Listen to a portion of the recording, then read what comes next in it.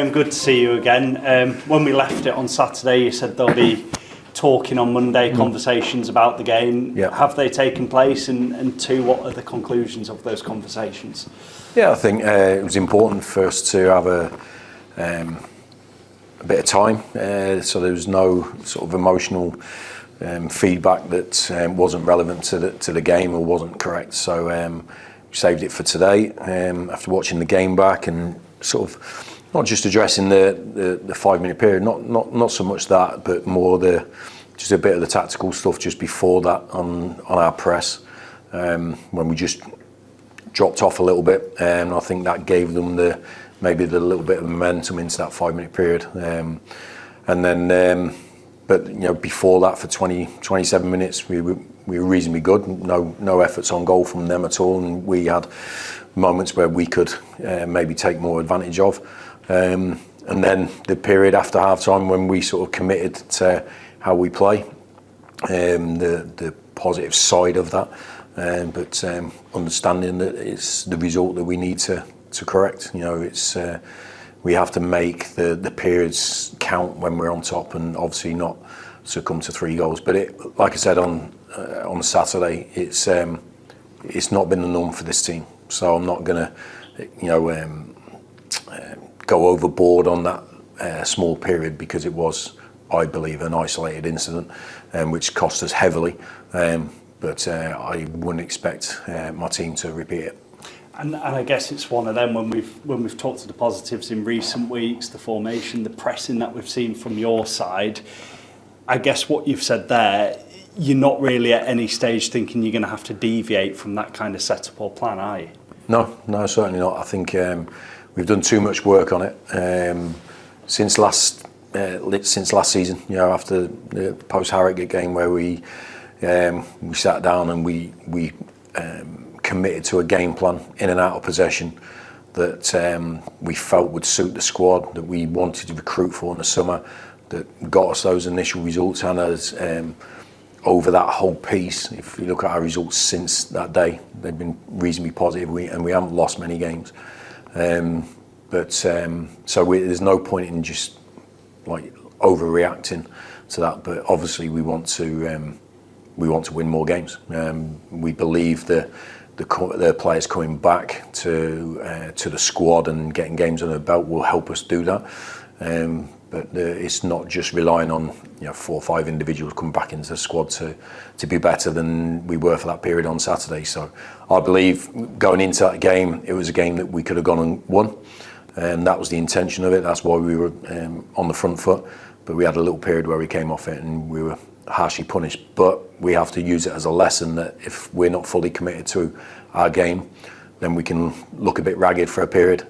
And if you're ragged, you lose goals, or you potentially lose goals. And I think our defensive strength has been there for everyone to see, because we haven't had those periods in games. So I'd like to think we can put it to the side and go on, but it's down to us to make sure the actions make sure it was a one-off.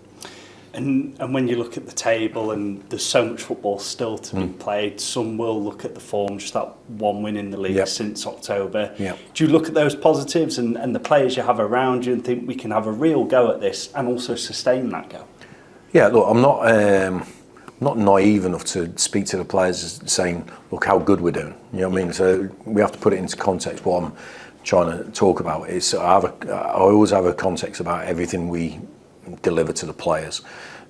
So if we're doing things really well and the results are really good, which were at the start of the season, we were still touching on things that we felt would maybe hurt us going forward. So we brought in sort of a bit of analysis on, even though we'd won, this period needs to be better, or this aspect. And it's the same on this side. So we have a difficult period on Saturday for 5 minutes, and then we have to put the rest of the game into context, the run that we've been on into context. And we've tried to do that up to maybe 2-3 weeks ago, and we said the returning players are coming back and we'll get back to full strength. We are getting back to that, and if you take that 5-minute period out of the last 5 games, it's been pretty good. So we have to just make sure we're balanced on that. But it's difficult when you're talking publicly about those things, because we're all in a winning game. We want to win, But my job is to keep the boat sort of facing forward, the people on it, understanding what we're trying to do. And I think we have to prove and show over the next 5 or 6 months that we have the quality to achieve success. Is part of your job, in a way, trying not to get too high in the good moments and too low in the bad moments, because at the end of the day, it's a 46-game season, isn't it? It's always that. It's always that, and that's, over my experience of managing, it's always been that scenario. Even in my later years as an experienced player, I felt it was my duty to sort of remind the younger players about that when we were chasing promotion and stuff like that. So I think it's important that, and the sort of positive, and I think we're one of many clubs that are probably thinking this way, is the league is so open and the points gap isn't that great. But like I say, in the last, I think 27 league games, we've lost 6, which isn't too bad. I mean, I know that in this recent period, but that's not bad. We've won a lot of games in that period. We've drawn a lot of games in that period, but we've shown that we've got the ability to be hard to beat. And when we get our attacking game going, that's when we turn those draws into wins. So that's the challenge for us. That's the target for us. But I understand people's frustrations if we have a 5-minute period like that and get beat 3-0. It's a total normal reaction to a result like that. Christmas Day, what are the plans? Are the players in? That's between us. Okay. I don't want to give any secrets away, but look, we will be as prepared as we need to be for that game on Boxing Day. I think, like I've said before, pre-season and the start of the season, when you have sort of time, that's when you put your tactics into place and do the bulk of your work, because once you get into the season, it's very hard with the travelling, the period between games. You can't reinvent your game, so you have to just make sure physically they're right, tactically they know. I'm sure if we played a game this afternoon, I think the players would know going into that game what's expected of them in and out of possession. So the biggest thing for me is keeping the discipline as professionals, as individual professionals at this time of year. It's a great time of year for everybody else that you're with, your family, your friends. They can let their hair down and relax and sort of eat too much, drink too much, but that's not the scenario for professional footballers. So for me, the integrity that you have as a professional overcomes anything else, and you have to do the right things when no one can see you. And so I'm not going to overmanage the players. I think we've got good professionals, and I think they'll get that message to all the players that we have to do the right things. And I think the team with the most discipline over this next 10-day period will come out the other side with the most points. There's always a little bit of added excitement for the Boxing Day fixture. Yeah. As a player and now as a manager, how do you enjoy the festive period? Not like a normal person, I think. I've been in the game so long. I think I've had one Christmas off since I've been a manager. I think every other time I've been working. As a player, I was playing. So for 30 odd years, this has been a period of loads of games and doing the right thing.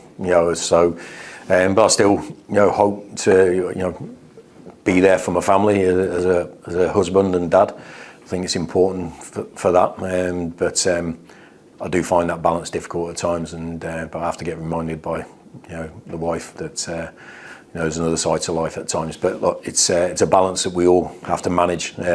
Not just me as a manager, but the staff, the players. So it's not a problem. I like the balance of being able to enjoy my Christmas, but also enjoy doing my job. Port Vale and Chesterfield, where they are in the league, are you looking at these games, and it might be too early to say this, could they potentially be a marker as to where you are coming the term of the year?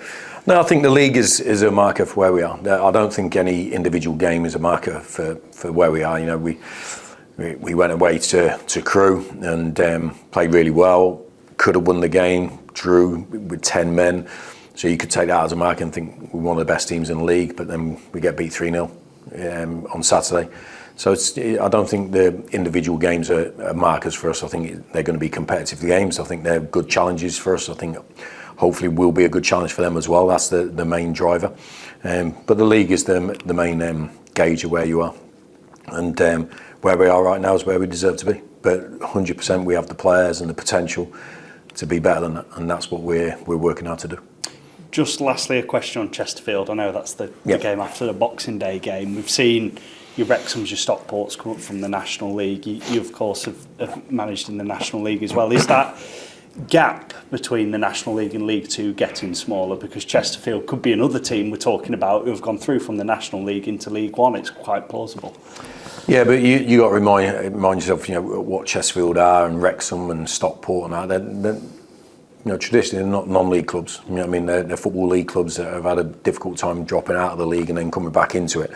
So they got the infrastructure and the history to then, and if you've got the backing, which they've all had, then you can just pick up where you left off when you were a football league club. And I remember my first year as a manager, going up against Chesterfield in this division. Both teams got promoted, mine and Chesterfield's, and in fact, same manager, Paul Cook, back then as well. So, I think when you've got a winning momentum as well, you can take it into the next league. Look at Bromley; they're doing really well, which we thought they would at the start of the season. They've took it into this season, and they're their first time EFL club. So. Winning teams get into habits and good habits, and if you can maintain them when you go through the divisions, you give yourself the best chance. So it's not a surprise to me to see those teams all doing well, because they've all got the backing and they've all got really good managers as well. Thanks for your time. Okay, thank you. Obviously, Graham, you were sort of saying about keeping the level, highs and lows, and just trying to keep that balance. Obviously, when you're watching a game as a supporter, it's very different. You're sort of a lot more emotionally, perhaps, invested. How do you sort of keep the players from being not sort of distracted by that, but being influenced perhaps by when things are going badly, everyone's sort of down in the dumps around the ground, in the stand, and how do you sort of keep the players sort of almost away from that, immune from that a little bit?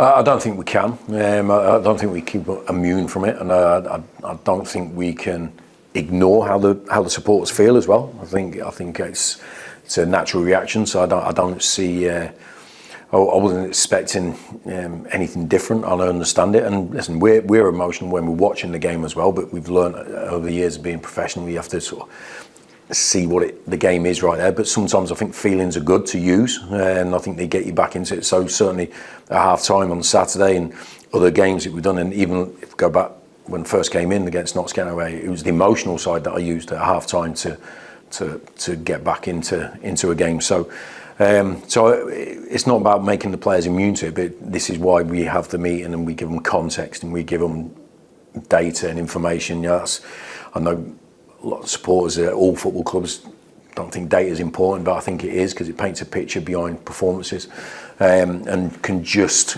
direct the players' focus to certain aspects that we need to do better on. So, but we show them the 15-minute dip that we had in certain aspects, and sometimes if you're talking to players, and listen, certainly in my case when there was less data or no data, you're always like, yeah, but that's your opinion as a manager, as your player, you're saying that. But when you've got cold hard facts and then you've got video footage and it's your opinion, it's black and white then, and I think it helps. So you have to paint a picture to the players that we're not the best thing in the world, but we're not the worst thing in the world. This is where we have to improve, this is where we're doing well. And if it's little and often, which we like it to be, I think it should hopefully supersede anything that they're reading online or hearing elsewhere, which might be emotional, but might not help them for the next game. And all the time we are only thinking about, we're trying to fix any issues that might affect the next game. That's where we're focusing. So it's difficult. I think certainly in the modern day, because social media follows players around into their homes. That's the thing. You can't leave it at the door, can you? No. And my advice to several players has always been, "What are you doing? What are you doing? It's like a sore on your arm that you keep poking and saying, this is sore when I do that. Don't do that." So it's a little bit basic, but I understand it. I think it's a great platform to put their opinions on, people to put their opinions on, but I don't think it's a healthy sort of position for a player to be in when they get professional feedback, they get feedback. And I think a player generally, if they're honest with each other, with themselves, They'll know, yeah. I think they know whether they've let themselves down, whether they've played well, whether they haven't. It's so I think it's all important just to keep a balance on that for that side. But I think you're going to get exposed to it, and just get your tin hat on, take the criticism. Listen, we expect criticism after losing 3-0. Why would we expect something else? You know, I mean, let's be honest.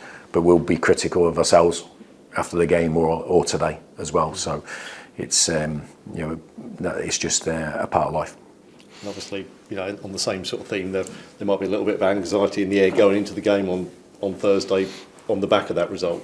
Which again, the players, you start strongly, positive performance, and it sort of turns it round again very quickly, can't it? Yeah, I think if you looked at the result, that would negatively impact your next game. The detail and the information we've given them today would hopefully go, no, this is the period where we did this, what we talked about, what we work on, and go forward. And this is the data behind it. Look how many attacks we had. Look how little they had. This, that, the other. Now, I'm talking pre the goals, because sometimes, well, a lot of the time, 3 goals can then affect. Well, it does. It affects the rest part of the game. So you can look into how well you played after that. But there's a little bit on the opponent thinking, well, we're 3-0 up. Yeah. But before that. So that's the important part. For 27 minutes, there was a lot of good stuff in there as an away performer against a very good team. So we have to take our sort of our confidence from that, what we've done in other games, and obviously the players that are getting more games under the belt, the Baldwins, the Sarcevics, people like that, Tyreek maybe coming back for the next few games as well. Pato will be available in a game's time. So all these things will build up to it. But what we have to do is keep our resilience high for this period, or not this period, because going into the game on Saturday, everyone was in a good place of mind. Because of the previous results. So if we're not strong enough to have an impact and a bad impact against us on Saturday and go forward, then we're not going to be successful anyway. So we have to show that we've got the resilience to do that. Obviously, you're playing a Port Vale side who had a very good season. They're second. But obviously, I think they've got 5 games that went a lot of draws of late. Again, it's probably a reminder about this league that it's very difficult to sort of. You aren't seeing many teams string big runs together, right? No, and I think that's the. I think I spoke in the summer. I spoke last season about the chase for consistency in habits, in discipline, in performances. Because when you get into the league, that's what it is. You have to have a consistency about your results, and I think there's only probably one team that have had that, and they're at the top of the table that have had that, but they've also had a consistent team to pick from. If you look at their team, it very rarely changes, and I think maybe other teams, obviously including ourselves, but I've looked into that. There's a lot of other teams that have had players missing, not as many as us. I think we're actually the least amount of regular starters in the top half, but consistency comes from players doing the same things, and staff, and the messaging. So that's why the question earlier about changing things, I think if we want consistency, we have to be consistent with what we worked from at the end of last season going into this year. So it's like I say, an open league, challenges there, but everyone's optimistic for that chance as well. We have to go out and grab it, and that's what I spoke to the players today. If we're sitting back hoping because we're Bradford City things are going to come our way, no chance. Absolutely no chance. We have to go out and grab it, and when we're like that, and we take it on the front foot, I believe that's when we're at our best. I believe that's the team that supporters buy into when they see us like that. The Crew performance, the Stockport performance. These are the things that we have to aim for week in, week out. It was probably just a reminder, Saturday, Graham, that Bradford. Your position might be a little bit modest at the minute. You're still a team that everyone wants to beat, aren't you? You can see that with Notts County. They'd lost 3-0 at Salford the week before, but some of their bigger players will perhaps turn on a bit more, beating Bradford. You always got that to contend. But that's the challenge for us at Bradford City. So that's I learnt about that last season coming in as the manager, and we addressed that certainly at Valley Parade, and then this season away from home, things going against us when we lose a little bit of discipline and the heightened emotions of the home supporters, the home team, how it can affect games, and we have to try and get around that if we can. So that's just, I think it's a good place for us to be. I think it means we mean something as a club, and we've got something about us. So but we have to justify that. We have to by. I said it when I first came in. I want people to talk about Bradford as a good team, not just a big club. That's the target for us. And your reaction to some rough results has been decent, hasn't it? If you look at over the year, you think of the Harrogate games and you reacted to that, and the Notts County game. Last season, that's the challenge again, isn't it? Now, It is, but I want to put it into context. It wasn't the whole game. It was a small period where we 3 knockout punches, bang, bang, bang.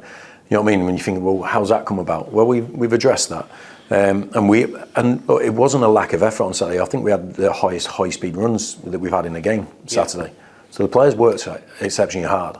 In and out of possession, we just didn't have the quality in those moments in boxes to obviously defend in that little period and obviously take advantage of ours. Because we had, like I said on Saturday, our attacking entries, passing into the area, crosses, all that was superseded what they did, but they were more clinical than us. So context around that, without taking away the importance of winning games. We have to win games if we're serious about what we're here for. I suppose after this period, getting to the start of January, you played everyone twice, and you can look at the league tables and they have sort of a bit more substance and merit. Really, you sort of know where you're at. Then. Yeah, I agree with that. I think it's like the league table is the gauge, and where you are after a certain amount of games, that's where you are. You can talk about certain games where Salford goal when it didn't go in, all these little points, but over a season after 20 games, well, there's things we can do better to do that. And like I said before the game,